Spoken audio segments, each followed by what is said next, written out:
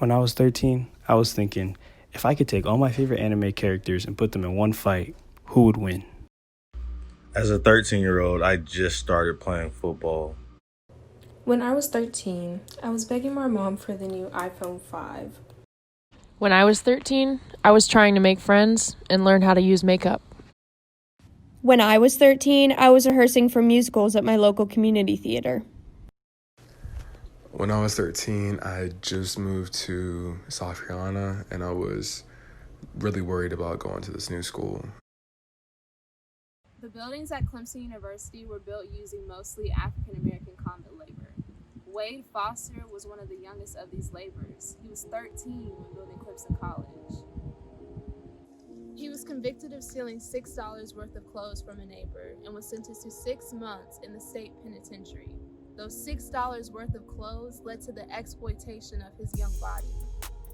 Before this, in 1868, many former slaves signed labor contracts to be sharecroppers on the Fort Hill land. Sharecropping was a new form of human exploitation in which Black workers were paid only a small fraction of a fair minimum wage. About 700 convict laborers were brought into this complex picture as well. All of them between the ages of 13 and 67, all except 29 being Black, and most of them, like Wade Foster, were convicted of small offenses.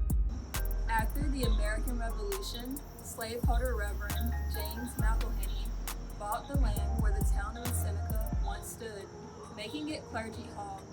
Years later, in 1825, John C. Calhoun rented this land, making this Fort Hill.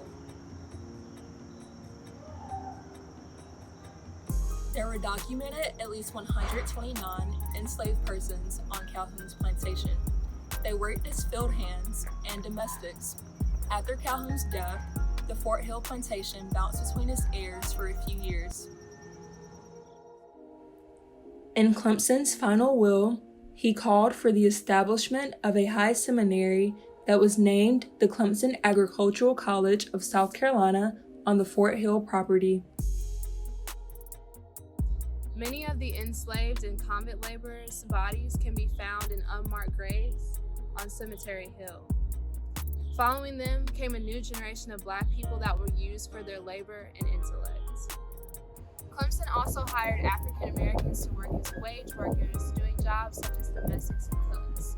The Negro Cooperative Extension Service agents worked jobs supporting community organizations and helping the residents living in the residence halls. African Americans were even used as entertainment for the white students of Clemson's campus. Duke Ellington and Graham Jackson are just a couple of the Black musicians that performed before integration. However, these Black musicians were not allowed to stay on campus while they were performing, nor were their families allowed to get an education from the school. It wasn't until January 1963 when Harvey Gantt changed this narrative by becoming the first African American student to enroll in the school. This was after a long legal battle of a class action lawsuit that Clemson lost on appeal to the Supreme Court. After the death of Thomas Green Clemson in 1888, there was a group of individuals that continued to make advancements towards Clemson's declaration of establishing the Clemson Agricultural College. Among those individuals was racist, terrorist, politician Ben Tillman. Shortly after the freeing of enslaved individuals, Tillman was a primary leader of the Sweetwater Sabre Club, later known as the Red Shirts.